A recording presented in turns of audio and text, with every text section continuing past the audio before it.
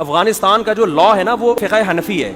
جب سے یہ چاروں فقہ وجود میں آئے ہیں, دنیا میں جہاں بھی حکومت قائم ہوئی ہے نا اسلامی, قانون کا حصہ کوئی مخصوص فقہ بنائے, یا تو فقہ حنبلی بنائے یا فقہ مالکی. فلسطین میں آج بھی یا تو فقہ شافعی ہے یا مالکی ہے, مجھے اچھی طرح وہ اسپیسیفک وہ فقہ یاد نہیں رہا.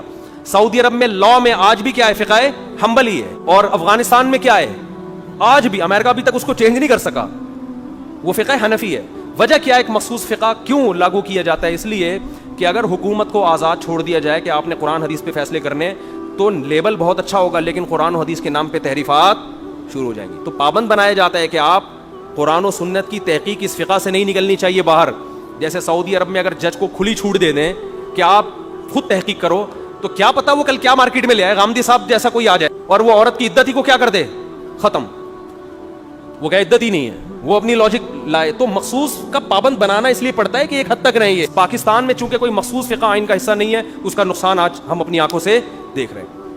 جب حکومت کو کوئی غیر شرعی قانون پاس کرنا ہوتا ہے, کچھ سرکاری مولویوں کو بٹھا کے ڈیبیٹ کرا کے ان کو اسلام کا لیبل لگا کے اس کو آئین کا حصہ بنا دیا جائے. مثال کے طور پر ایوب خان نے یہاں کے علماء سے پوچھا کہ ڈیورس کے بعد عدت کے کیا احکام ہیں. سب علماء نے کہا 3 حیض عورت کو انتظار کرنا پڑے گا, اس سے پہلے عورت کہیں اور شادی بولو نہیں کر سکتی. اس نے کہا یہ 3 حیض تو ہر ایک کے مختلف ہوتے ہیں. پھر اس نے دوسری شادی پہ پابندی کی بات کی, تو علماء نے کہا دوسری شادی پر پابندی نہیں لگ سکتی.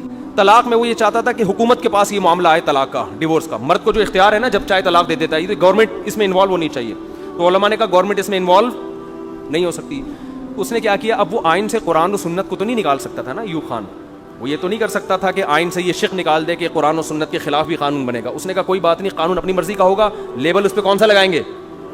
تو مارکیٹ میں ہر طرح کے مولوی مل جاتے ہیں. اس نے مصر سے ایک ماڈرن قسم کے مولانا کو بلوایا, زمانے کے حساب سے چلنے والے, جو بالکل غامدی ٹائپ کے آدمی تھے. انہوں نے کہا ایکچولی یہ جو 3 حیض ہے نا, اصل میں یہ 90 دن ہے.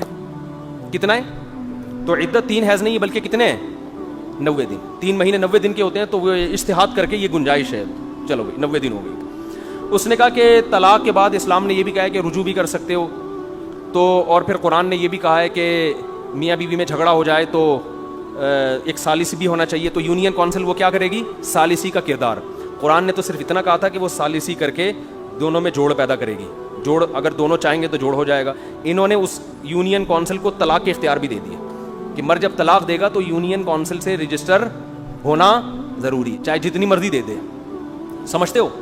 خیر, اتنے تحریفات کرتے کرتے کرتے کرتے اس کو قانون کا حصہ بنا کے پوری قوم پہ کیا کر دیا, تھوپ دیا, اور کہا یہ دیکھو یہ مولوی ہے اور یہ ہر مسئلے پر دلیل کہاں سے دے رہا ہے, قرآن سے. اس وقت علماء نے, جس میں خاص طور پر مفتی ولی حسن ٹونکی رحمۃ اللہ علیہ نے بہت کتابیں لکھی کہ یہ بالکل قرآن و سنت کے خلاف ہے, لیکن کسی نے ان کی نہیں سنی, گورنمنٹ نے نہیں سنی.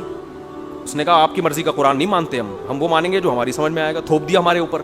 سود کے بارے میں بھی ایسا ہی. اور یہ جو عدالتی خلا چل رہا ہے, یہ کسی کے نزدیک بھی شریعت میں معتبر نہیں ہے, لیکن خلا کا لفظ بھی قرآن سے لیا, آیتوں میں تحریف بھی کی.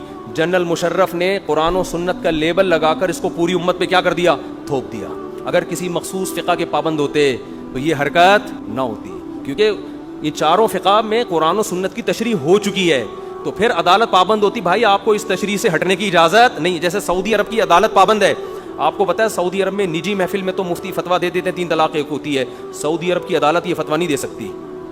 سعودی عرب کی عدالت میں کوئی جائے گا نا کیس لے کے 3 طلاق دی, عدالت سے جو حکم صادر ہوگا وہ کیا ہوگا, 3, کیونکہ عدالت کس کی پابند ہے, فقہ حنبلی کی. تو تحریفات ہوتی چلی آ رہی ہیں. تو اس بیس پر اپنے اس مسلک کی حفاظت کرو جو تمہیں وراثت میں ملا ہے. اور یہ باپ دادا کی اندھی تقلید نہیں ہے, کیونکہ قرآن نے جن باپ دادوں کی تقلید سے منع کیا وہ گمراہ باپ دادے تھے جو خود مشرک, خود گمراہی پہ تھے. ہم جن باپ دادوں کی بات کر رہے ہیں یہ وہ ہیں جو انگریزوں سے لڑتے آئے ہیں, جنہوں نے بر صغیر میں اسلام کی حفاظت کی, جنہوں نے عقیدہ توحید کی حفاظت کی, جنہوں نے بدعات کا خاتمہ کیا. ہم ان باپ دادوں کی بات کر رہے ہو.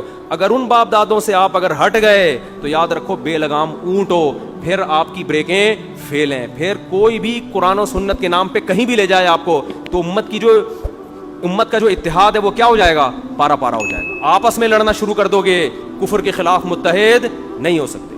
ہاں, بدعت کے معاملے میں کسی کو فالو نہیں کرنا. بہت سی بدعت ایسی ہیں جو فقہ حنفی میں گھسیڑی گئی ہیں, حالانکہ فقہ حنفی کا ان سے تعلق نہیں.